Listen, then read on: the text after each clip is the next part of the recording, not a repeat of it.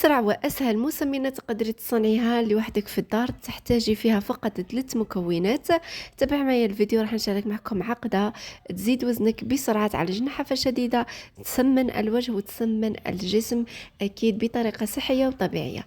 مرحبا بكم على قناة حواء ديزا تيفي، هذه قناتي الجديدة، ما تنسوش تنضموا إليها وتشتركوا فيها. وشكرا، أكيد فضلا وليس أمرا وشكرا. بسم الله. راح نحتاج أولا نحتاج الشوفان ونحتاج الجنجلان.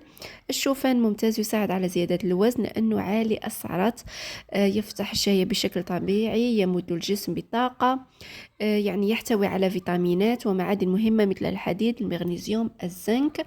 كما على بالكم الشوفان يديروا بزاف اللي يديروا الرياضة، يعني يحضروا به بزاف وجبات. انا راح نصنع لكم به اليوم عقدة. راح تحمصيه، يعني ديري في مقلاة ناشفة وحمصيه حتى ما يأثر على القولون وما يضرك. من الافضل تحمصوه وتطحنوه. ونحتاج ايضا سمسم اللي هو جنجلان، ايضا غسليه وحمصيه وطحنيه. وفقط، يعني هادو هما المكونات. تقدروا تزيدوا مكونات اخرى مع هذه الوصفه، راح نشرحهم يعني نقولهم في نهايه الفيديو.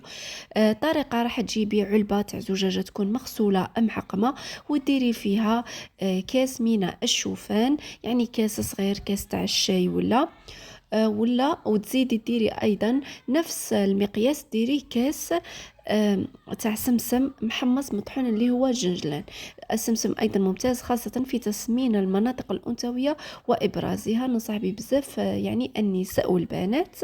تقدروا تزيدوا في هذه المسمنه مكسرات، فقط انا يعني بغيت نديرها لكم بطريقه بسيطه، يعني حتى وديروها هكذا راح تسمنكم. اذا زدتوا فيها مكسرات راح تسرعوا النتيجه اكيد. راح تخلطوا يعني المكونات الناشفه مع بعض، وراح تزيدوا معها حسل. هي من الافضل ديروا حسل حر، اذا ما توفر ديري حسل عادي، ولا تقدري ديري دبس التمر الطبيعي، وهكذا الوصفه تكون صحيه. وتخلطي المكونات مع بعض، وراح تحصلي على عقده بزاف بنينه وتاكلي منها يوميا. راح تزيدك في السعرات الحراريه وبالتالي تسمنك.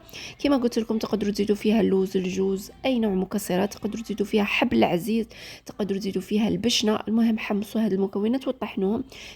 تقدروا تزيدوا فيها شويه بذور الاكبي، تحمصوها وتطحنوها، يعني اللي قدرتي تزيدي زيدي. واذا بغيتي ديريها هكذا ديريها. راح تاكلي ملعقه كبيره بعد الوجبات 3 مرات في اليوم. بالنسبه في رمضان ان شاء الله ننصحكم تاكلوا بعد الفطور ملعقه، وفي السهره ملعقه، وفي السحور ملعقه. فقط داوموها وباذن الله راح تسمنكم وتهنيك من النحافه الشديده مع المداومه. تقدر ديرها ايضا الامراه المرضعه لانه طبيعيه، بالعكس راح تزيدها من اضرار الحليب وتسمن.